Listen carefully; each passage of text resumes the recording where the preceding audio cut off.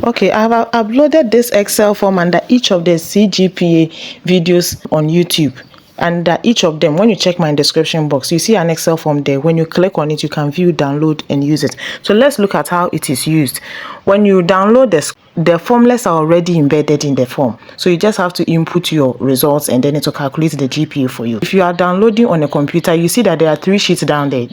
Or it will be on the top if it's a phone. There's GPA calculator here. There is CGPA and FGPA calculator here. So the first one is for each semester and this one is for the whole program accumulated. And this is for the grade scale. The grade scale to tell you that 80 is equal to A and A is 4.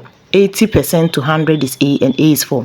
So when you look at this, that is it. A is 80 to 100% and then it is the grade point for that is 4. So these are the grade points for the corresponding scores. So when you come to the GPA calculator, this is course name. You input the course names here. And then this is the credit hours. You input the credit hour for the course. So let's say your course is Anatomy 1. This is the course that you did for this semester. The credit hours is 3 credits. And then you had 78%. You see that it will input B plus there for you automatically and calculate the grade point for you. So that is how you input it. Then the second course is basic nursing. The credit hours for basic nursing is 3.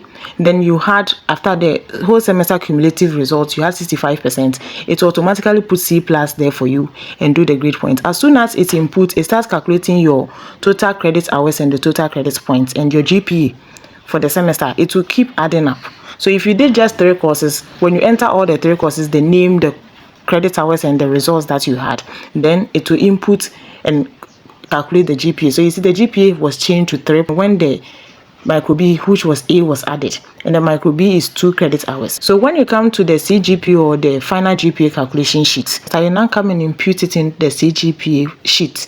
So the CGPA, when you open it, you have to now go and input the total credits for that semester. Let's take it that is 11 total credit hours, and the total credit point that you calculated in the other sheet, you got 28 for that semester. Then it's going to give you the CGPA for that semester. Then you do total credits for semester 2. That's total credit hours. Let's take it that is 8, and then your total credit point for semester 2 is 20. Then it's going to impute the GPA for you as 2.5. So you see, as you are going on, the CGPA is adding up. It is calculating the total credits for you for the 2 semesters and calculating the total credit points as well. The total credit is total credit hours. Then the CGPA or the FGPA, if your final semester, final GPA, is also calculating. One thing you should always confirm, especially from different schools, is that your GPA grade points are in line with the one I am using. If you have a research paper, you cannot input the research score directly into the sheet. So there's a section for research on the same sheet for CGPA calculation. So if you have a research, let's say that you have a research for Anatomy 1, then come and write the credit hours here. So you see here, research 1, credit hours 3. Let's take it that in the research you had 80%. This is just for teaching purpose. You had 80%. It's going to impute it as A because 80 is A in the scale.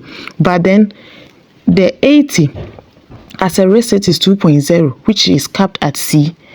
This is something you should try and understand. So normal A should be 4, which is here as grade point, but it is capped as C as a research.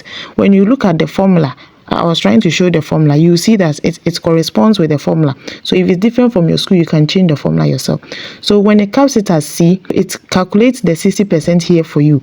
And now this is the 60% you are now going to use to input into your semester results. Don't input the normal research score 80% there. So if you input 60 there, then it's going to cap it at C and then use it to calculate for the semester for you and then change the CGPA and the FGPA down there. So if you had 3 resets, you have to come and upload the scores on this side, input the scores on this side before you can get the score that corresponds as a reset paper and then send it to the main sheet to calculate as part of your GPA or FGPA. If you send it directly, it's going to give you a wrong value than expected. So you see here is for all the semesters of the program. So when you are done, if it's a 4-year program, you have 8 semesters. You put all of them inside, it will calculate the final GPA for you. If you are not done yet, it will calculate it as cumulative GPA. Yes, and then this video is for you to understand how it's calculated and be able to learn well to meet the standards. So in all the videos that I have on GPA calculation, I have placed a link there that will lead you to the Excel sheet so that you can download the sheet yourself and calculate these scores yourself. Please, if you have any question, ask in the comment section. I will answer them and give guidance unless the question has been answered in the comment already. Thank you.